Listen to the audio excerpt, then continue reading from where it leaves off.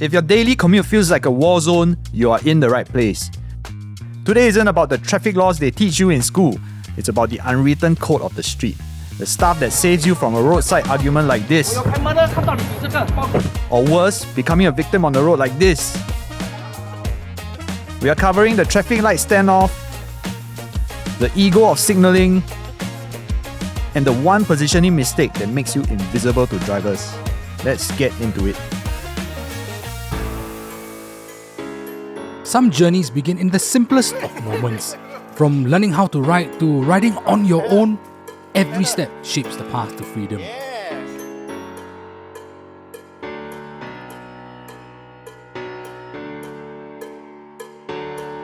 Fueled by the thrill of adventure and the freedom of the open road, we discovered that true freedom lies in the journey itself. In the world of two-wheel freedom, every moment is the opportunity to create memories that last a lifetime. 'Cause these are the best days. These are the best days. Experience two-wheel freedom with DirectAsia. Use promo code VERYOK30 at checkout for $30 eCapital voucher or VERYOK60 for $60 eCapital voucher. Head on down to directasia.com/333 for more information.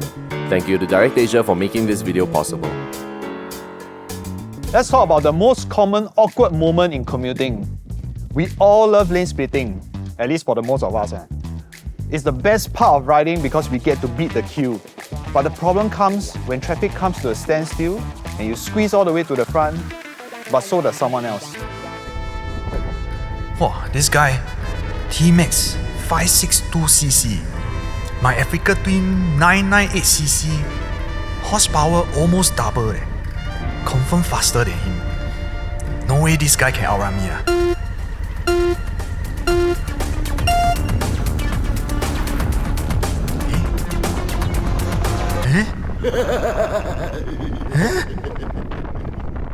Let's do this the pro way. The golden rule, stagger your stops. It's basic riding etiquette, right up there with not chewing with your mouth open. You roll up second, you roll out second. Simple, no drama. If you accidentally end up dead even, default to the rider who arrived first. Be decisive, save everyone the awkward hesitation. Oops. So the moral of the story is, at the red light, drop the ego. Be decisive and stagger your launch. Unfortunately, the ego usually doesn't disappear at the green light, which brings us to point number 2. Let's talk about the battle for lane space. We've all seen it happen. A guy decides to signal and wants to come into a lane, and the guy on the lane itself decides that now is the time to test his 0 to 60 acceleration speed. Pure jerk move. You see a guy signal, he wants to come into your lane. If you see it and you still choose to accelerate, you are the problem. Your ego is the problem. But let's look in the mirror. You can't just flip the switch and immediately change into the lane in the same second. You have to understand that the signal is a request, not a notification of an invasion. Now let's look at the pro way. You want to change lane? Signal first, then count to 3. Let them process it, then you move. If you move the moment you click the signal, you haven't given anyone time to see you. And that's not a very good move. So the takeaway is, never weaponize your speed. If you see a signal, try to give way. And if you use a signal, give it some time to work. Sometimes letting go of ego can really save you a lot of time and trouble. Always choose peace over the roadside. Now let's talk about where we physically put our bikes at the filter lane. Most of us don't just queue behind cars. It's our superpower. But there is one specific lane that riders take all the time, and that is on the left side of the vehicle in the filter lane. Here is why this is not really the right thing to do. When a driver is at a junction, where are they looking?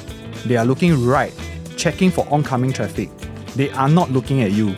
If you creep up on their left, you are literally invisible to them. Not a very good idea. If you can, always filter on the right. This makes sure that the driver sees you before he moves off. It's always better than hiding on the left side of the vehicle. But if you have to take the left, never go past the first car's bumper. Stay behind the rear wheel, because when they actually move off, you have space to react. But not react like this. At the end of the day, these rules, the traffic light, the filtering, the signaling, they all boil down to one single thing, and that is predictability. But here's an important tip that we will give to you, because one day you will mess up, or I will mess up, because we are all humans. When and if you do make a mistake, just give the apology wave. A simple hand sign will de-escalate 99% of road rage. It makes the road a better place for all of us. If you would like to see more of this kind of content, let us know in the comments. And remember, share this with your friends who road rage every day. And with that, I'm Amos. Let's try to make the roads a better place. We'll see you on the road. 哇啦喂，这样子价卖的，哪里学来的？OK 啦，讲 sorry 算了啦。